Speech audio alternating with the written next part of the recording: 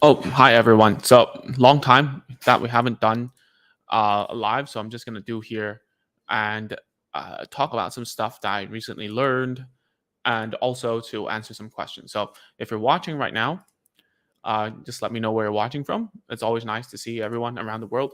In fact, it's just really cool to see people from Germany, from Sweden, from like all around the world joining us, including my cat. So, anyways, so let's talk about the therapy stuff that um, you're here to listen about. So, like therapy, which ones are needed, which ones are not. So, a lot of times we don't know, really don't know until we do a lot more of therapy, right? The reason is because a lot of things cannot be diagnosed right away, and it's so true that like even in places that are what's that called, America, right? Some speech therapists, the generic ones, I'm a generic speech therapist too, don't get me wrong, but they really shy away. I mean, they, as in like my colleagues in America, they would shy away from giving a diagnosis for stuff that's such as Apraxia speech, right? Because it's so niche and so specialized that they don't feel comfortable doing so, right? So how do you know when you just started? Well, it really you really cannot do much. And in fact, in a lot of like third world countries that not third world, I would say developing countries. So in a lot of developing countries, I'm right now in a developing country. So like a lot of times they would put all these into one basket, and maybe they would call it autism, right? And I see this happening a lot, quite a lot, in all around the world, basically. That the teachers and a lot of, what are those called, like caregivers, they would like automatically assume that it would be autism, right? So I see good morning people from America, I guess, through my eyes. What's up? And Jennifer, always good to see you, hear from you. Can't see you. I was about to say see you, but I never don't see you. Anyways, so that being said, okay, so what kind of therapy? Like, okay, let's talk about like a case study that recently. I've got a parents that I've been working with, and there's a little boy. They're from Ireland, right? So recently they told me that, oh, actually this boy, he has some speech disorders and also some language delays, right? So recently we found out that he actually has gotten some retained reflexes that is quite astounding, right? So there must be something going on that is causing all this. That is the root reason towards why he has a speech disorder, because he's been lacking in some sounds, right? He's been lacking in whatever, and we've been trying a lot of behavioral methods, such as from myself. I've done some like behavioral tactics to help him, and it's strongly suggested that he has ADHD, right? Strongly suggested, but at the same time, why is there ADHD? Is this to do with like the retained reflexes and whatnot? We don't know, right? So I'm following this case very closely, and it's it's very curious, and it's nice because I love learning, and I learn through like teaching people and talking to people. And it's very different from when I started. It's through books and talking to like different like senior therapists and learning on the job. Where now is like I'm learning more and more through parents and kids over the internet, which is kind of cool. So at the end of the day, what the kid needed was actually more of occupational therapy, and I find that occupational therapy, their lens of looking at, like, at a child is very different, right? So they think about it in sensory terms, and there's a bunch. I'm not expert at this at all, right? And how would I love to incorporate some of the things that we teach online, to have this kind of like multidisciplinary thing. But all in all, I would say that I want to stick to my my field first. Let's get it done first. Let's get all the things that I know, and like industry wise, and that we're doing research with a bunch of what's that called, um, research, as in like not the peer reviewed stuff, but going through a set protocol that can help a child go from like no words to words. That's what I'm trying to work out right now, right? So let me see a question. So Jennifer asked the benefits of grounded bed. So I have no idea what grounded bed means. So I have to tell you when I don't know, I don't know. Grounded doesn't mean the electricity grounded. Is it like that? Um, I have not heard of it. I guess it's the electricity grounded one, because what else could you be grounded about, right? Um, so no, I haven't heard of it. No, I am not aware. If you would like to enlighten others, you could do so here, Jennifer.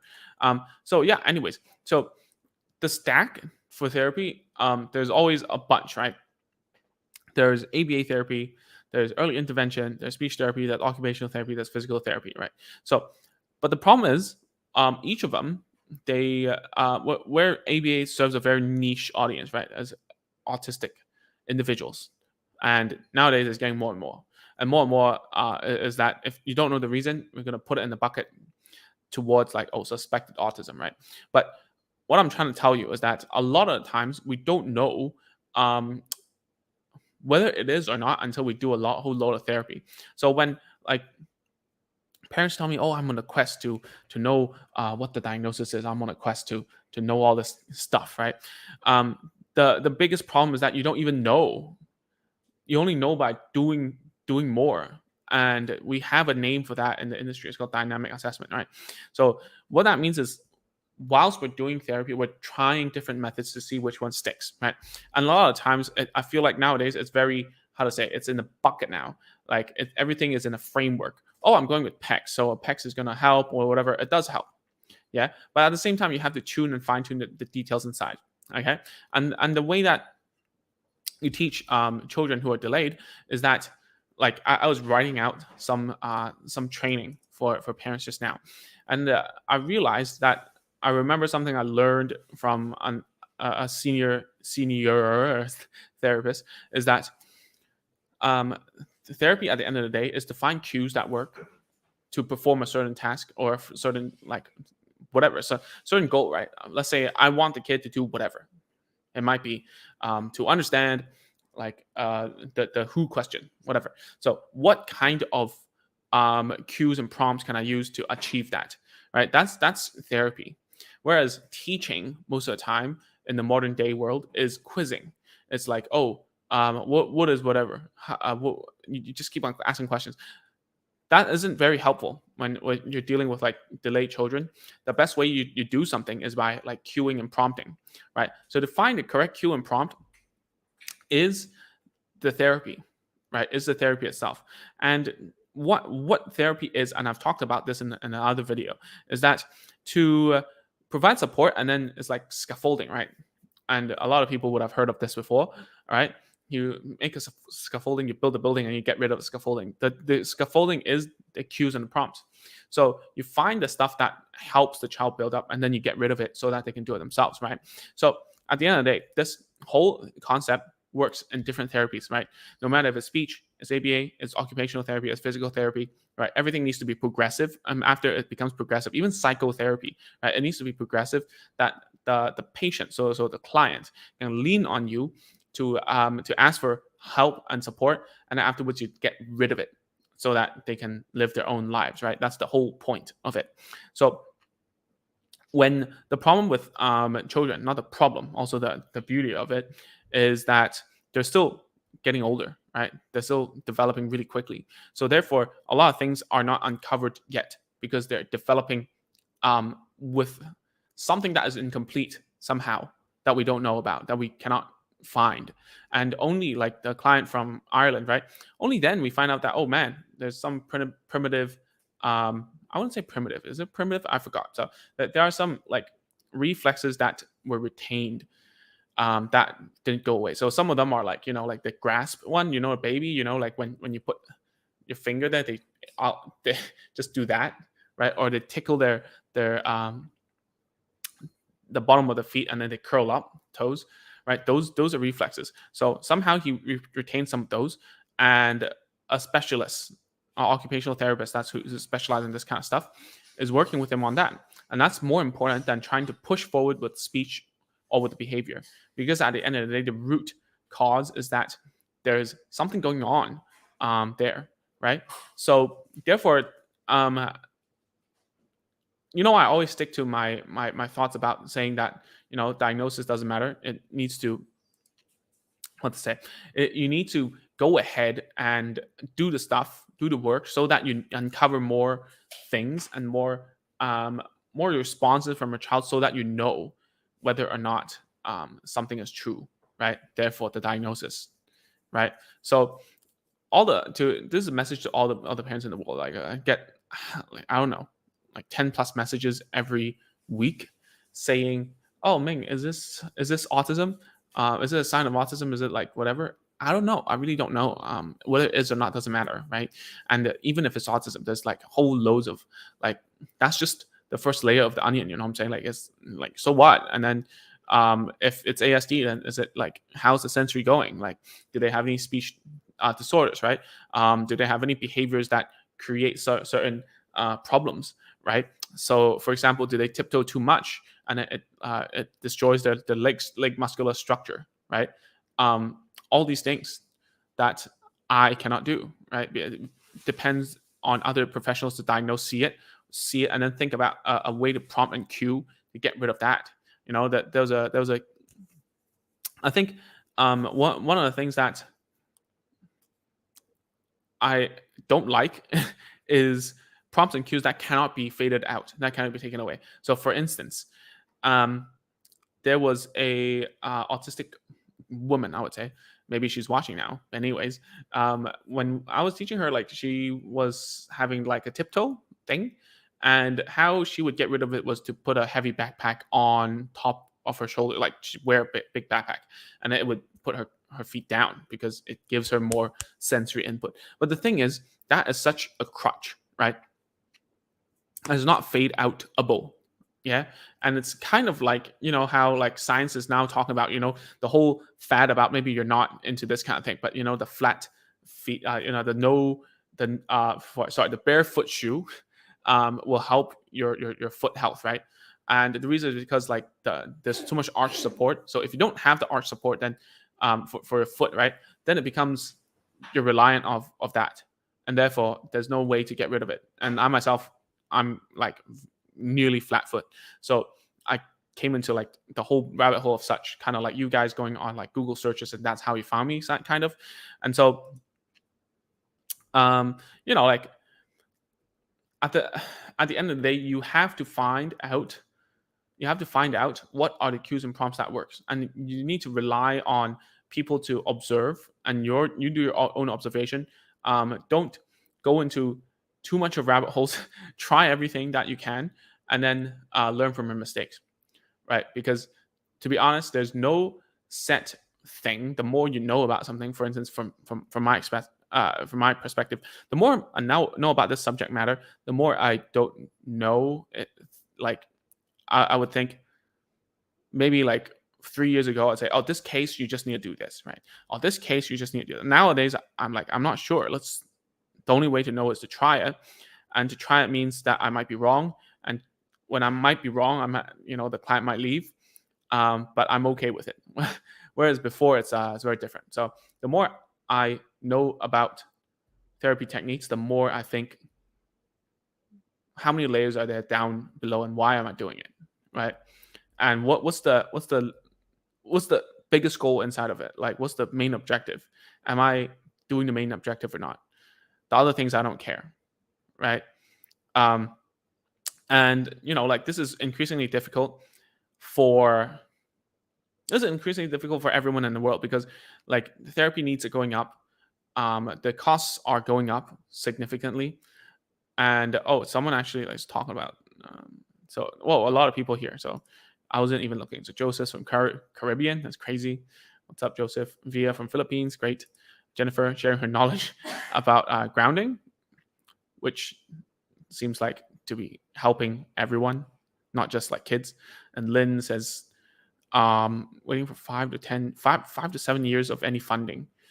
Yeah, choosing a therapy that can be afforded. Yeah, so the problem is, like, therapy in itself is, myself, I took a master's degree to learn, and it's something that something that I paid out of, my parents paid out of pocket, right? And then that's a whole load of costs. and you're talking about someone who is post tertiary, as you call, like what do you call that? Postgraduate, yeah, that's what you call it. So it's postgraduate, right? So therefore, the amount of money you need, like, pay for someone who knows stuff is quite expensive, right? And if you pay for pennies, you get monkeys, as they say, and it's true to a certain extent, because um, I was a monkey before as well in the very beginning. But the problem is that, are there any people like helping those monkeys, so to speak, to teach your kid? If there aren't, then they really don't know what they're doing, right? So the thing about all this is that, look, therapy is getting more expensive. You have to choose your therapy. The more you know about your kid, the more you think you need other things in their life, right? And a lot of times, parents, I don't want to say this, but parents do treat therapy as an extracurricular thing, right? Um, and they would say, "Oh, it's clash with my son's piano lesson," or maybe this is only in Asia, right? So, oh, it clashed with ballet, it clashed with whatever. And my question is like, yeah, but which one's more important? Why would you care if your child would goes drumming or whatever? I know, like, yeah, he needs to develop holistically, but some things come before drumming, you know what I'm saying, right? Some things come before singing, you know and while singing can help a lot of children with like speech disorders by a lot, because like it's also some sort of training for speech, right? I really think a lot of times there's like a problem with prioritizing which one's more important, and what to do. So this is what I want to tell you guys. So today's topic is actually like, what therapies you need for speech delayed children. So the answer to this is, yeah, just like everything in the world, it depends, right? There's no good and perfect. There really isn't in the world. If you had to make a choice today, there are so many pros and cons. As I grew older, as I growing older, what the biggest lesson that I learned is that there is no perfect, man. Like, you just need to take the cons and just take it like a champ. So, and it's the same for like therapy in the world.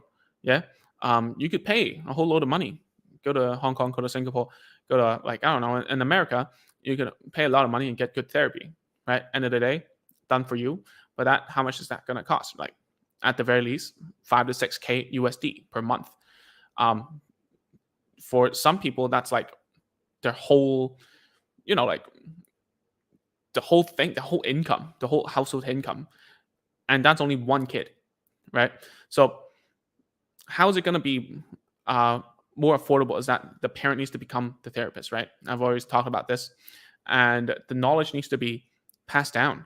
And of course, there's going to be parts where it's going to be difficult for you to learn, because even for me, like, I want to also be able to teach you guys about like sensory stuff. So later on, agents of speech, we're talking about like years. Like, this project for me is, I'm gonna put like a 5 year plan for agents of speech, and hopefully by the 5th year, before, hopefully, we're gonna have a lot more um knowledge and sharing about not just like speech and language and behavior. There might be like more about sensory. The more I know now, the more important it really is, because if the sensory is out of sync, there's no way you can like get their behavior back in check, because it's not up to them, so that's something that I've learned, and something I have to like chew up my ego a little bit, because back then when I just started, I was thinking, nah, there's no behavior I can't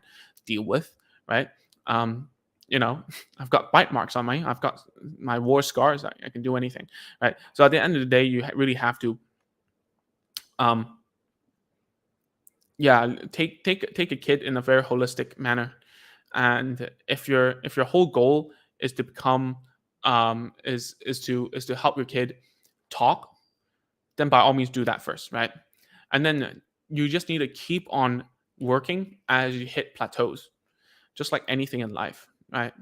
Even for agents of speech, even building this online thing, right? To me, which might not, you might not like listening to this, but there's a plateau every corner. of every level, right? And the same for your child, right? It's just that some plateaus are easy to break through, such as like the hand pulling, the snatching. Already know how to do it. It's pretty easy, pretty documented. If you search on YouTube, especially on our channel, and you see, and maybe you can look on Facebook, the Facebook group, you can see that people have gone through that plateau many times. The second plateau of which is from single words to word combining, also easy plateau to break through. The hardest plateau for me to do online right now is usually the behavior, right? But just because behavior is so like customized and it takes the parent to have like a really strong will to like deal with it. And the other thing is sensory issues. Although like oral and also like that's just oral sensitivity is something that can be worked out. The other things I really don't know how to do. And within this time frame that I'm working at Agents of Speech, I want to bring that so that we can have a more holistic view. And it needs to be working. Okay.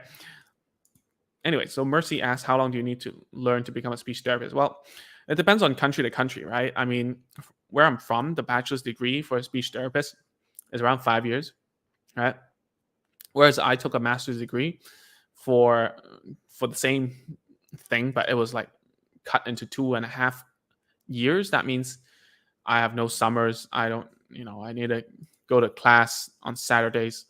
It was gruesome, out of 45 people, only 27 people graduated. It was kind of crazy, to be honest. I've, in America, it's a little bit harder, I believe.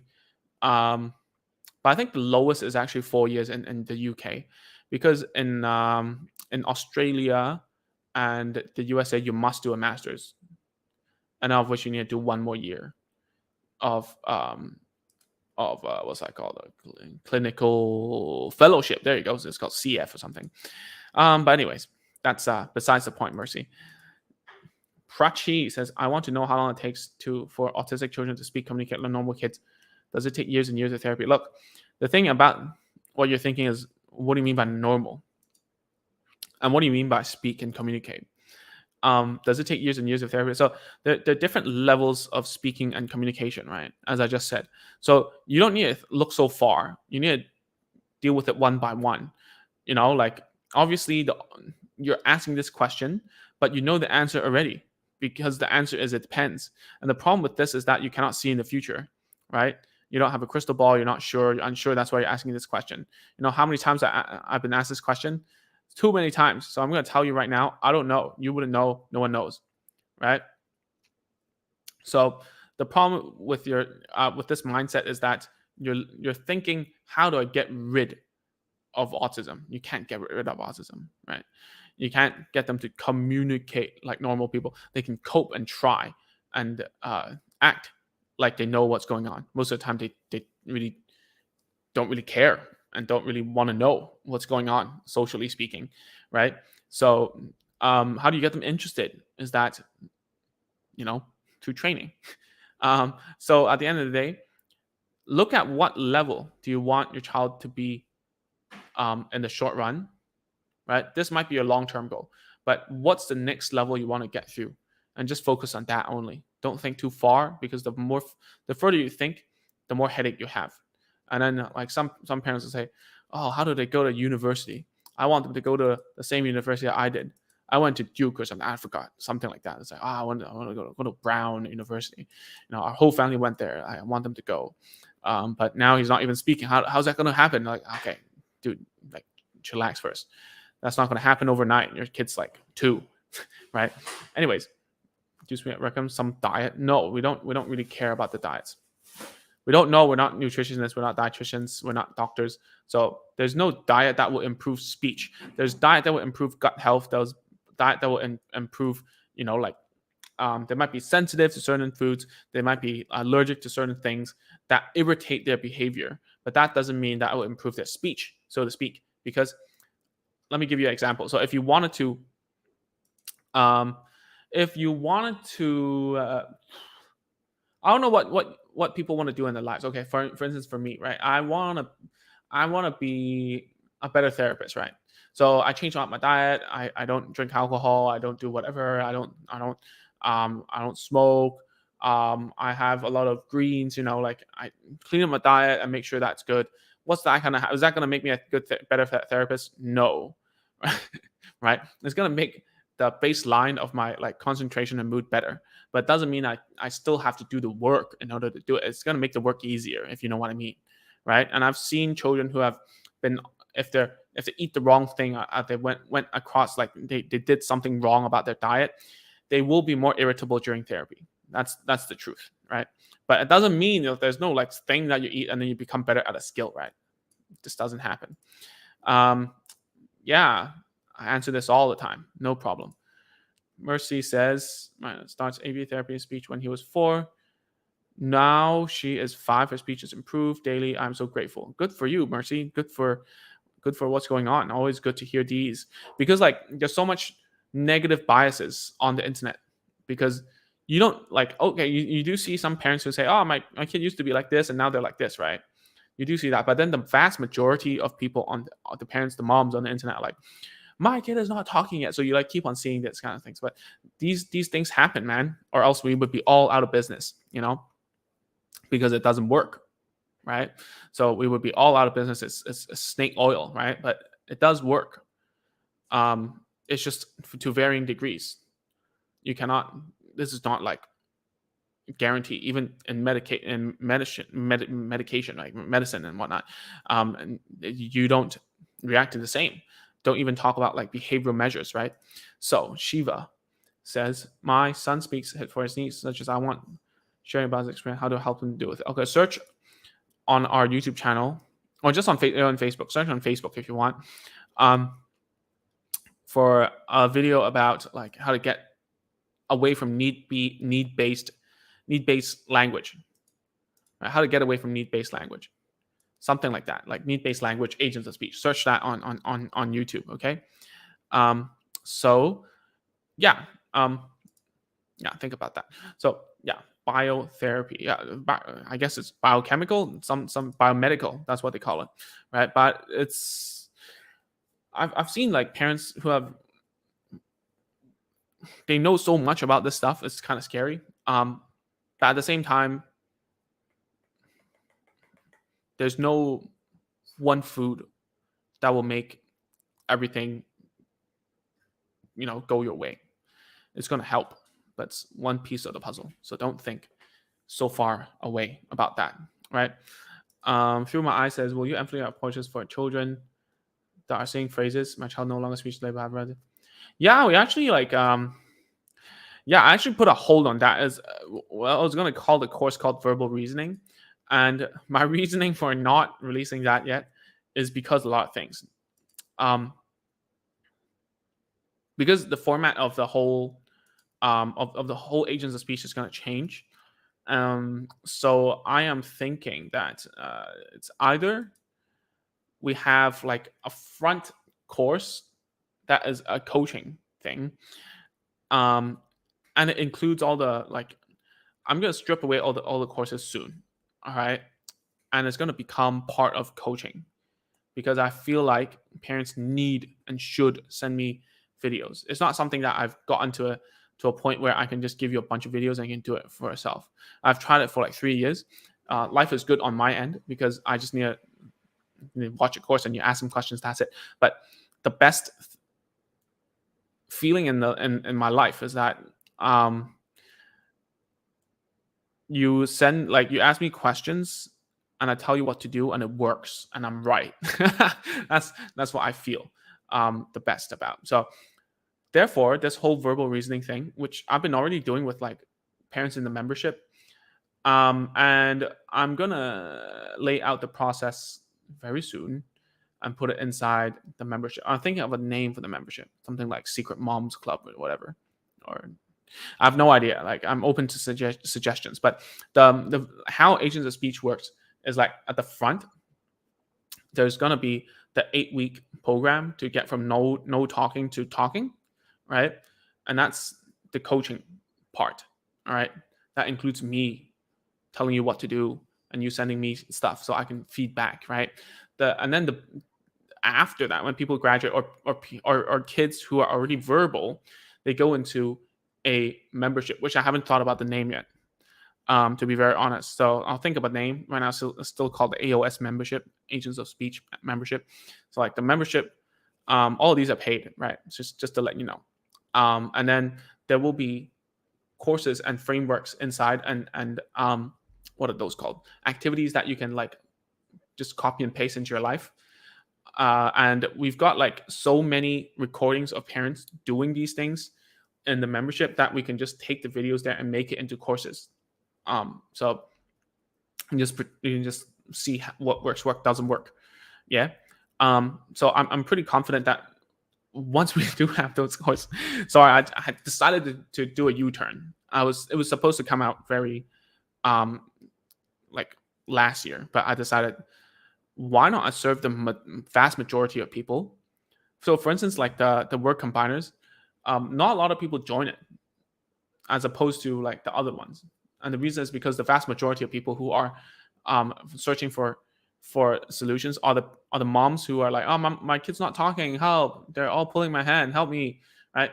So I have to service those people, and then at the back do this as well. So it's kind of difficult. So yeah, through my eyes, don't know what your name is, but yeah, we do have the membership, and of which we're serving also like older children inside, and like you can graduate from it. It's very easy. So I'm thinking about like all this, and that if there's no, I'm still juggling with the thought. I'm just being very transparent with you. Is that with the coaching, maybe that's where you guys can pay me. But if there's no coaching, by all means, you can use the information that I'm using to serve the coaching clients. I'm thinking about that.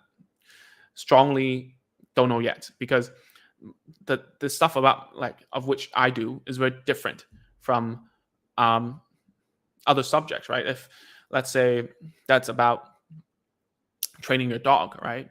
Then obviously people are willing to pay because dogs are expensive, right? But everyone can have a kid, right? Everyone's kid could be delayed for some reason. It doesn't matter your social economic situation. I've talked to this really rich Dubai person who bought an online consultation. I've also done a bunch of free consultations who are people who use their 4G and they can't even sustain a connection, and we're still having a conversation, right?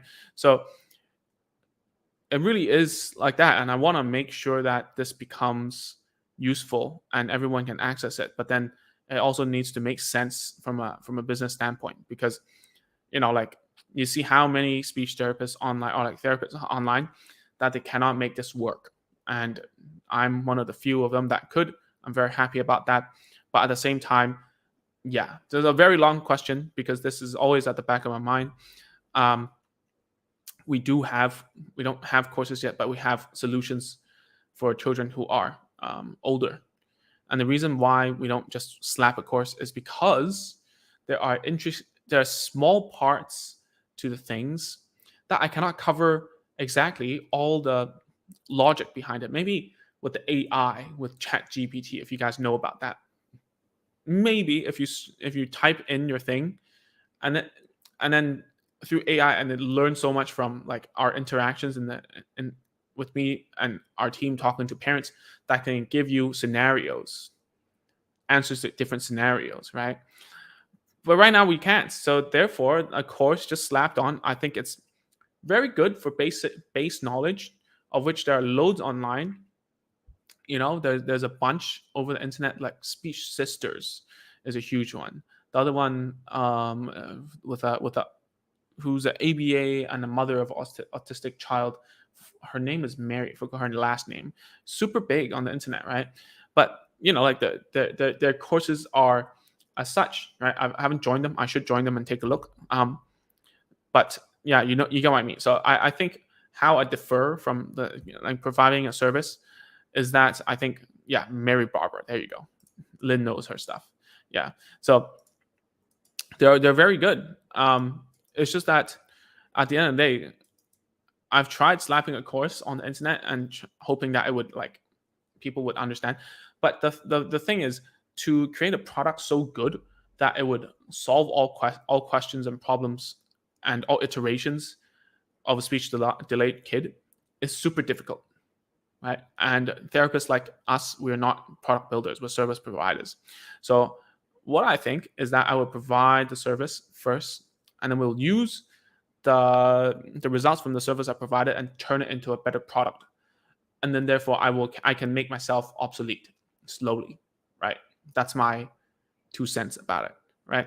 So like this is how it would go as well. Like if we were to bring in like occupational therapist who knows his or her stuff very well, and they can create such a program to help children to get into the mood of learning, or like coping with their sensory issues and whatnot, and helping with like fine motor writing and stuff, and have a program for that. I think it's far more valuable, that other than knowledge and all the information is free on the internet. It's just well curated, and that's why it's pricey, right? So yeah, what I'm trying to say is I'm leaning towards making a community online that's off Facebook, um, and that off Facebook, and then there's more.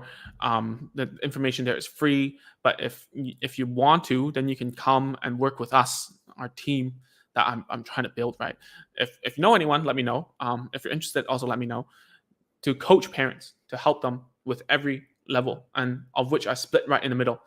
One, those that are non-verbal to verbal, and then the other half is like verbal up, which is actually a lot of stuff. So that's why it becomes like a continuous continuity program that you keep on going. And obviously that is a lot cheaper than trying to get therapy. But at the same time, you don't pay with money, you pay with time, right? So that's the logic behind it, right? So long answer to your short question, right? Um, yeah, I look forward to an advanced language delay course. Yeah, so yeah, it's already like the stuff you're looking for is already here. It's just inside of a membership.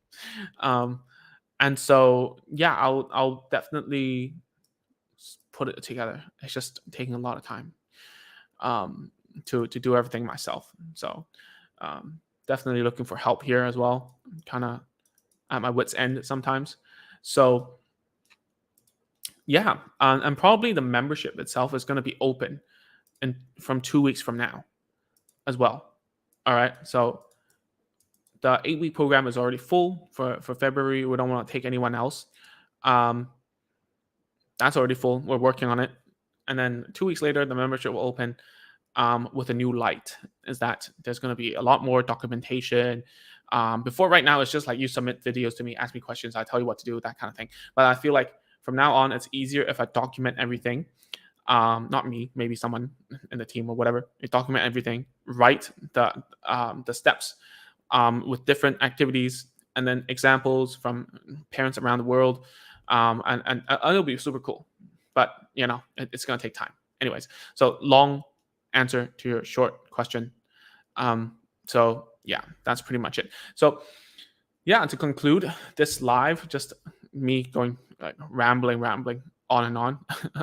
And I haven't been on a live for a very long time because I've been moving houses. As you can see, the background's kind of different. So happy to share that with you.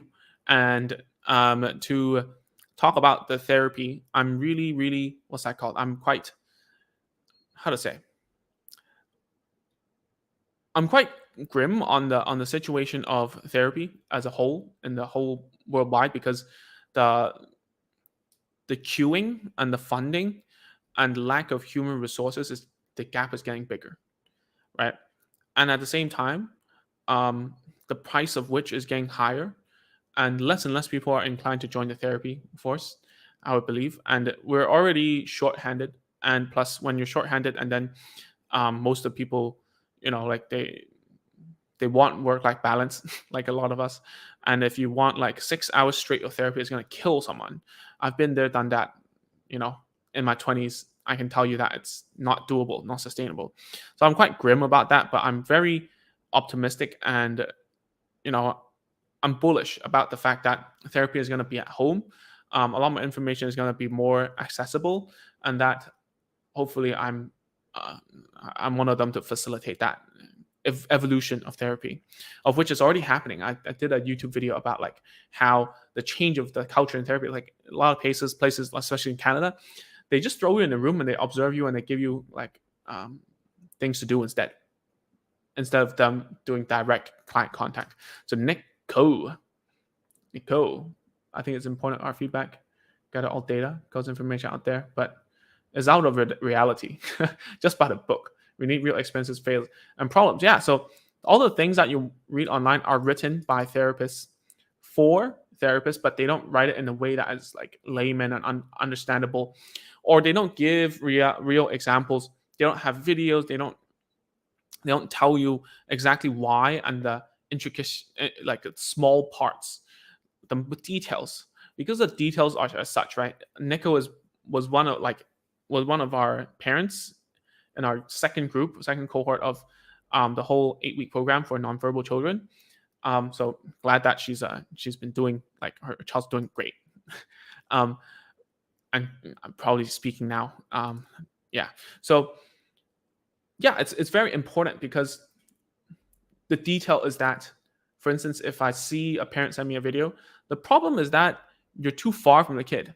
How do you even know that, right?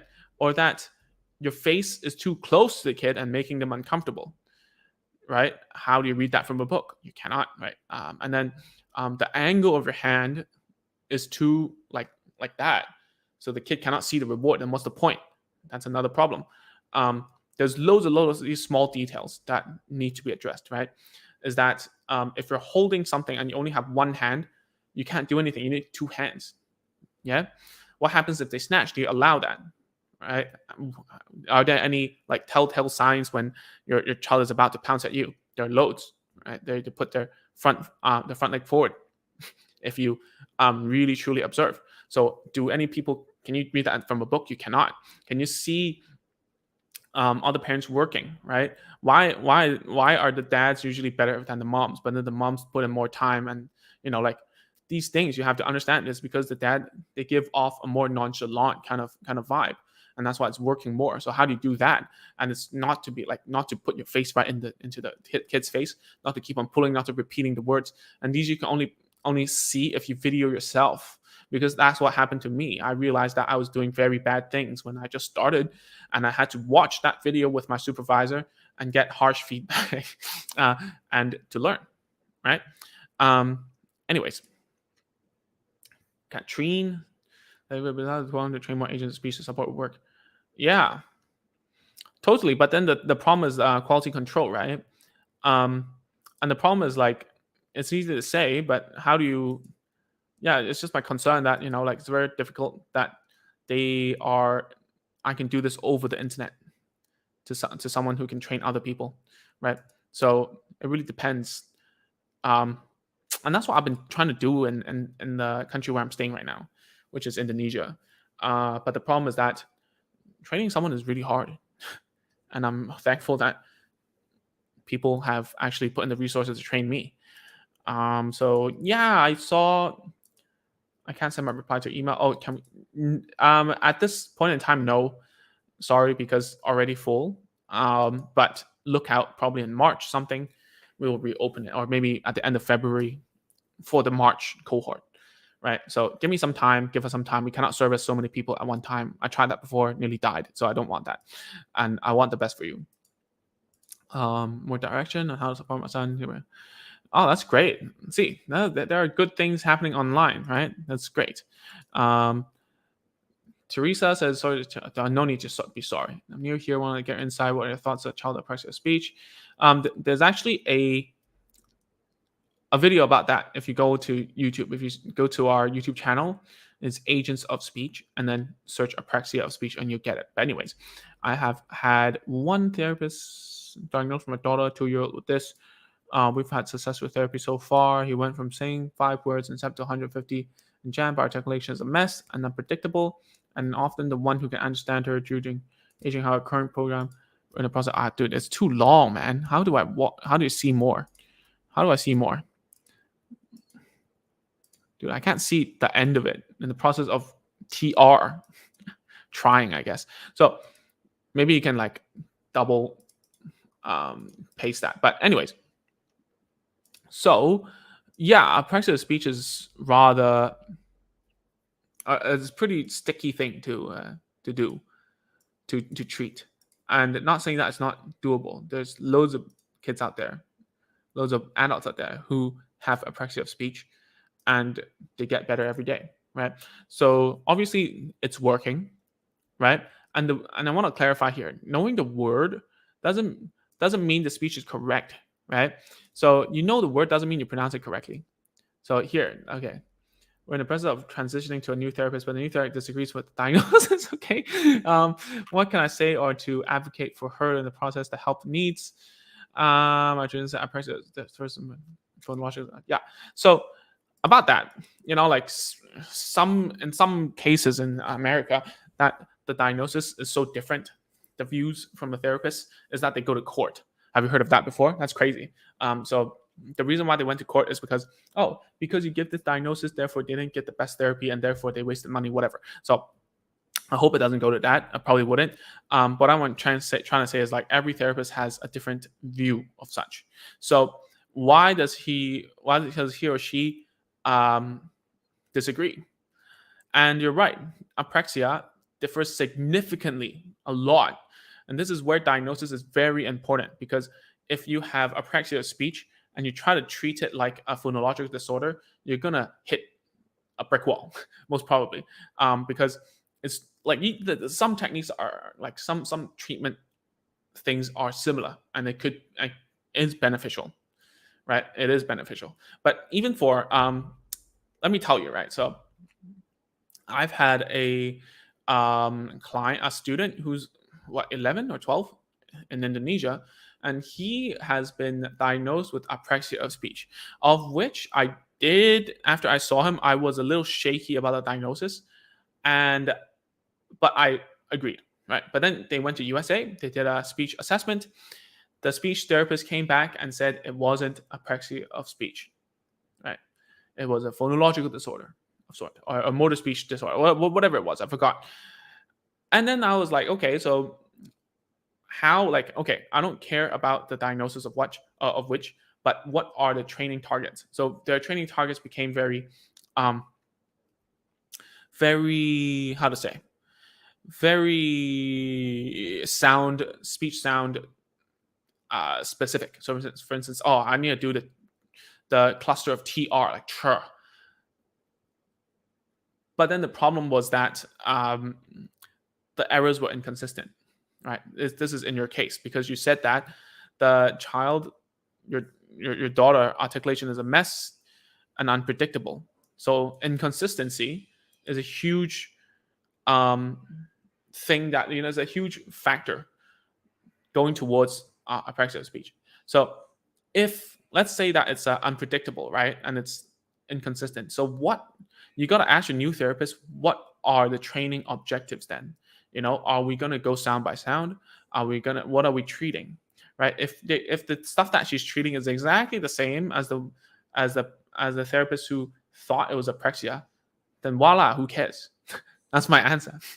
Right? Who cares? Right? You got to ask the treatment direction, right? But if she's going to treat it, and you know for a fact that it's very phonological, if she said, "Oh, I'm going to do a phonological based thing," where phonological just means that it's a rule based error, meaning everything that, for instance, if my L turns to a Y, that's what we call gliding, right?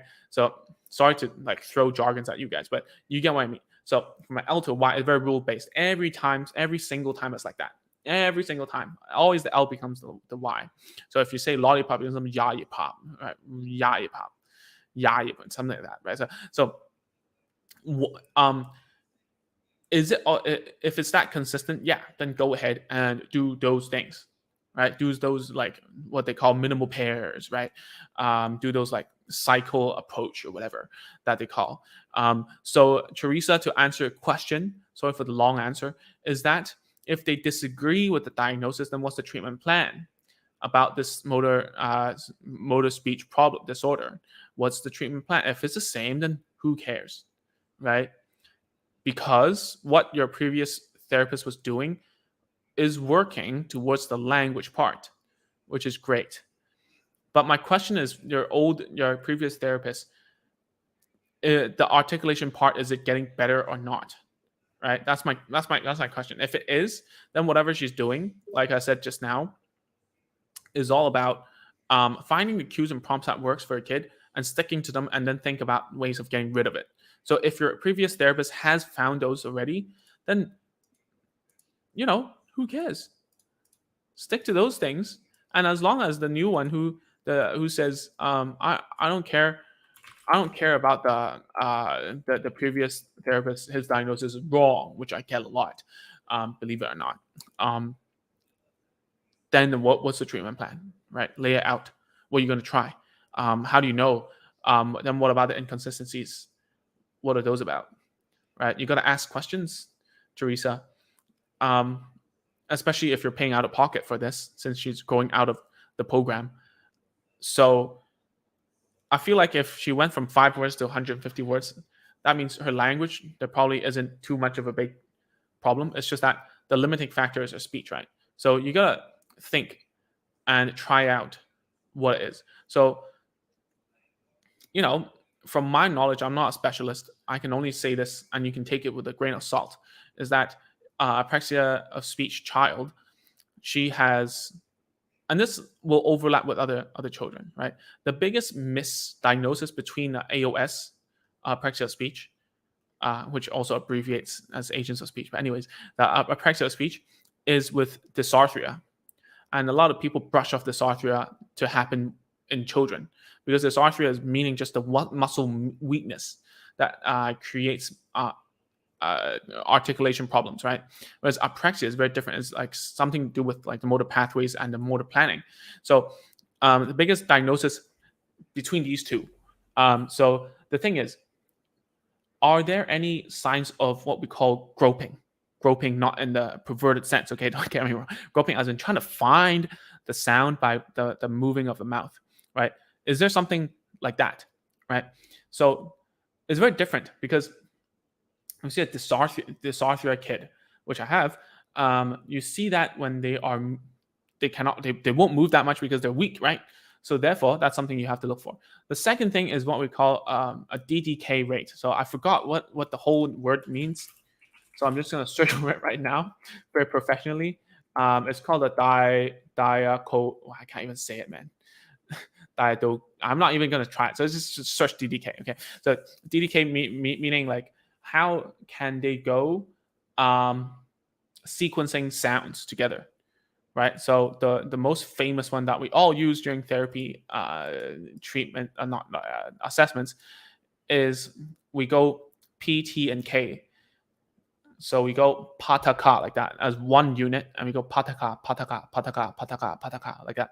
So it's kind of like beatboxing, right? So you go 5 times, and then you will see that apraxic children, their errors are inconsistent every time they go pa pa pa ta ta ta ta pa pa ta ta ta ta. Whereas a dysarthric child, and maybe it's if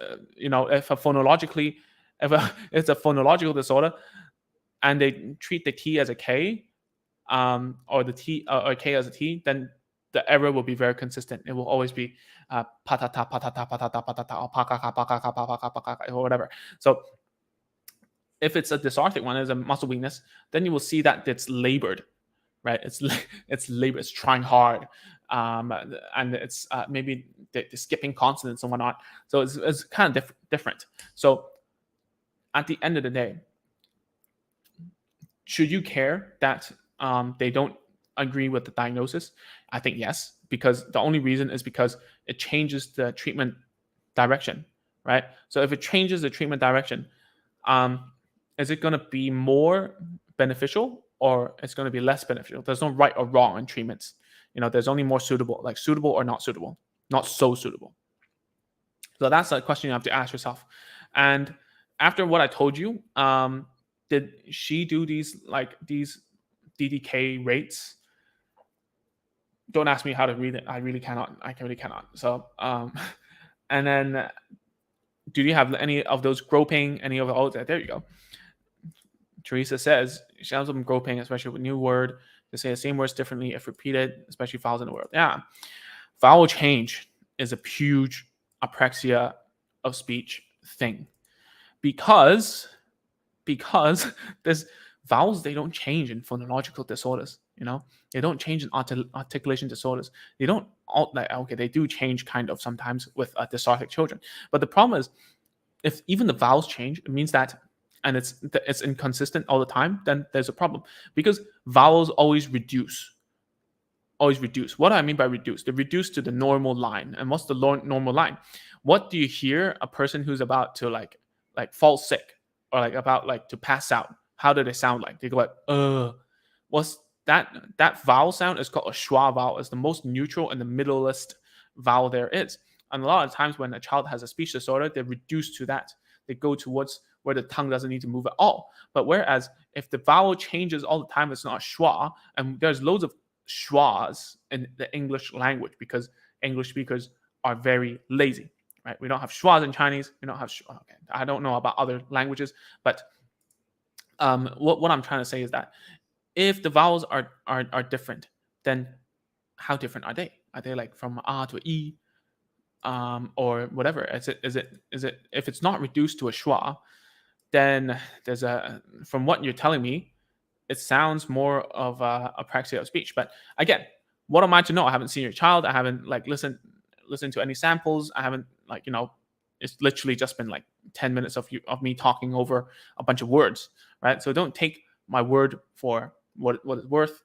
You know, a lot of American people, when they hear, oh, you listen to a Chinese guy on the internet about like this whole thing, that's crazy, right? So I don't care if I'm right or wrong.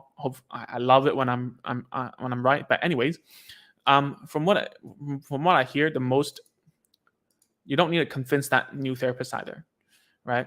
Take a look at the treatment plan, see if it's working. Give it like 2 weeks or 3 weeks. See if it's really tackling some of the problems that your child has. Is she like, or he, the therapist, working on your child's repetitive syllables, right?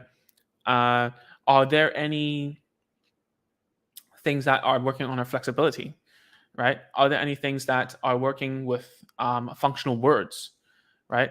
So in speech disorders, your goals are always 3 things. Number 1 is to create more functional words that they can use without using their head, without using their brain, right? Always finding the most frequent words to drill them so that it's functional, so that they don't have to think when it comes out, and it decreases the stress and it helps them with the communication. Second of all is when there's a speech disorder, you always think about how to increase the baseline of which, right? So the first one is always to find new sounds that they cannot do. And this is across all speech disorders, no matter phonological, articulation, what all the stuff that we were talking about. As long as you're working on new sounds, that's fine. Okay. The third one is more complicated. It's in between syllables. How many syllables can it go? And inside of a syllable structure, syllabic structure, how complex can the syllabic structure be? And how flexible can you use those syllabic structures? So just now when I said pataka, pataka, pataka, those all consonant, vowel, consonant, vowel, consonant, vowel. So yeah. Anyways, I am not a professor. I don't know why I'm talking about this. And obviously there are I've only read a few textbooks, to be honest with you. I'm telling you, that's more than the normal therapists out there. So okay, yep. Yeah, totally. That sounds, in my mind, that's crazy because I've never seen a kid who would change to so many vowels and not have any errors in the consonants. That's crazy. Yeah. Anyways, so that's the end of it, Teresa. Thanks for putting that question out just to help me revise in my mind. And I'm learning with you. That's great. Lazy. Yeah, maybe not. Who knows? Let's see how. And the program is really working well. Sounds crazy, but start using some straws, blowing candles, and playing harmonica on speech sounds consistent and clear. Yeah. So, like all these speech therapy techniques, they all have merit, right? So it doesn't sound crazy at all because there must be a reason. But since you start using straws, blowing candles, yeah, as long as oral motor things are always good for the body. good for the mouth muscles, always good. But whether if it translates into speech is a whole different topic. And at this point in time, it means it's going well, right? It's going well with on your end. So it means it's translating, and that's good for your child because he knows how to do it himself. Like he knows how to generalize himself. So it's good. Sorry, I might be saying your name wrong because there's so many accents on it. Bebsi. Sorry. Before my son turned 2, he had words learned from watching, and now he repeat after someone who wanted to say a word. And then one day I realized he lost his words and won't repeat a word anymore. Yeah, that's a regression. That happens quite often. So at this point in time, if I were you, I would go back to teaching him do some action imitations first, just to let him know, because it seems like that he doesn't think the words actually help him from a day to day, right? So if he gets what he wants all the time without talking, or his ways are more effective than talking, then he would do so, right? And I'm saying this, but like be careful about what you see online. Having said that, I have read research in my life and have confirmed with senior speech therapists. Now that's as far as I can give a what's that called, a disclaimer, and people can cut this clip and say I said this without any context, right? So what I'm trying to say is, children who are on the spectrum, their brain, the way that their brain is wired and works, they change at around 2 to 3.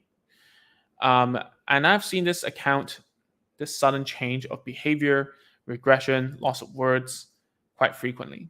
I'm not saying that your child is on the spectrum. It doesn't matter if it is or not. But what I'm trying to say is that this wall that you hit right now is solvable. And I've done this multiple times, whether if it's online or offline. So what you got to do now is very simple. Get stuff he wants, and when he asks for it, teach him how to imitate a gesture or action. Because you cannot put your hand inside of his mouth to make him talk, but you can take his hand and make a gesture so that he knows what to do. So if I were you, I wouldn't care about any word or any sound right now, and I would only care that I give him something he wants and teach him a way of communicating to get what he wants with gestures and actions. All right, cool. So that's it for tonight. Thank you so much. I gotta go. It's been like a whole hour. Trying to make it up for not going live for a very long time. I know you guys never asked for that, but I feel like it's also a good way to connect and get to learn from you when I'm trying to teach. Just like just now when Teresa was asking about Apraxia speech, because my previous boss, he did a PhD on Apraxia, and he made me read a bunch of stuff, and that's why I suddenly had to dig it and I suddenly remember it, and it's good, right? And if I don't know anything, then I will go ahead and learn it and try to learn it, right? Like all that virtual autism stuff. I thought, like what's that? So I looked into it, made a video about it, learned a bunch, right? And also like teaching children how to go to toilets all around the world, right? Going one step at a time, yeah. Dealing with tantrums, whatever. So that's cool. Thank you so much for joining me. It's been quite a long time now. Thank you for watching. And just a parting note is this, right? No matter what the therapists tell you, they must have their rationale. They must have their reasons, right? And the reasons must convince you, because if the reasons don't even convince you, then there's no point, because you're not convinced, and you won't do the same thing as the therapist who tells you to do whatever, right? So when you go to a therapist, make sure that person can convince you. I'm just like, I'm not trying to make myself look good. I'm just good at convincing people by default, whether I'm right or wrong. So take my words with a grain of salt sometimes. I'm always evolving, so I'm always trying to learn. Sometimes I feel like, oh no, I'm totally wrong, and I try to like make up for it. But anyways, you got to find someone who can convince you and make you feel like, oh yes, this is the way, let me do it, and stick to it until it works, or stick until it doesn't work and you change, right? Either way, you got to do something, right? Cool. That's it for tonight. And that's all, guys. Have a good night or good morning.